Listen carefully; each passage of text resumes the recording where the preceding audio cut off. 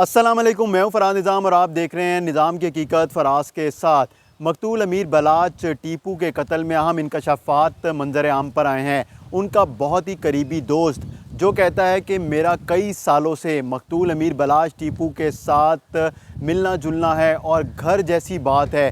अगर एक दिन में 24 घंटे होते हैं तो कम से कम 16 से 20 घंटे मकतूल अमीर बलाच और उनका करीबी दोस्त, जिसका मैं आपको बताने जा रहा हूँ, एहसन शाह, ये दोनों साथ होते थे। यानी कि सारा दिन अमीर बलाच टीपू के साथ एहसन शाह घूमते थे, उनके घर पर मौजूद होते थे, उनके डेरे पर टाइम देते थे, खाना साथ खाते थे। किसी तकरीब में भी जाना होता था तो ये दोनों साथ जाते थे, इतनी इनकी दोस्ती थी। एहसन शाह के हवाले से हम आपको बताते चलें कि लाहौर पुलिस के विंग CIA ने उनको गिरफ़्तार किया है और इसलिए गिरफ़्तार किया है कि उनके ऊपर बहुत ज़्यादा पुलिस को शक व शुबात थे और पुलिस को ऐसे सबूत मिले हैं कि उनके ज़रिए से पुलिस एहसन शाह के घर तक पहुंची और वहां पर छापा मारकर एहसन शाह को अपने साथ CIA इकबाल टाउन शिफ्ट कर दिया गया, जहां पर उनसे तफ्तीश की जा रही है। ज़राए की जानिब से बताया गया है कि एहसन शाह ने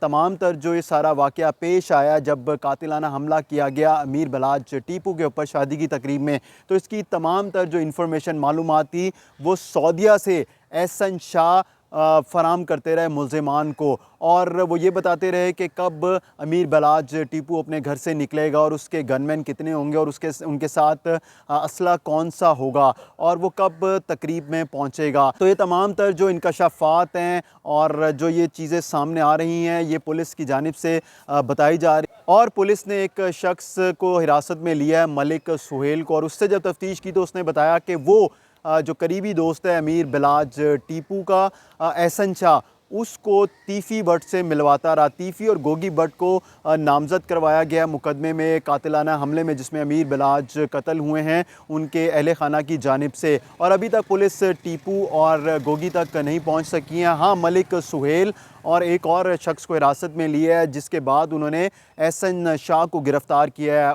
उनका तीफ़ी भट्ट से रब्ता करवाया मलिक सुहेल ने और 5 से 7 दफ़ा वो गाड़ी तब्दील करके अपनी लोकेशन चेंज करके तीफ़ी भट्ट से मिले। और अमीर बलाच टीपू पर जब कातिलाना हमला हुआ तो एहसन शाह यहाँ पर मौजूद नहीं थे पाकिस्तान में, वो सऊदी अरब गए हुए थे उम्रे के लिए।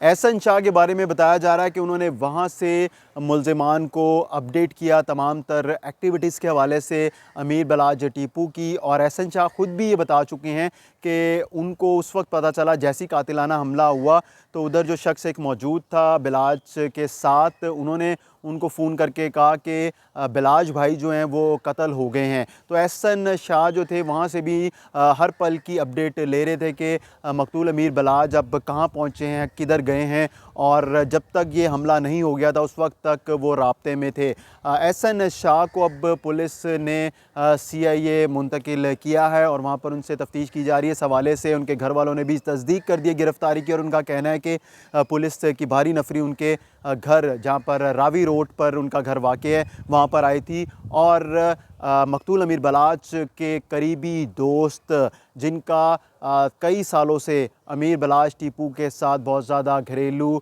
ताल्लुक़ था, मिलना जुलना था, उनको गिरफ़्तार करके ले गई है। ये भी इतलात मौसूल हो रही है कि एहसन शाह ने तीफ़ी भट्ट लोगों के साथ मिलकर एक डील की थी और उसमें पैसे तय हुए थे।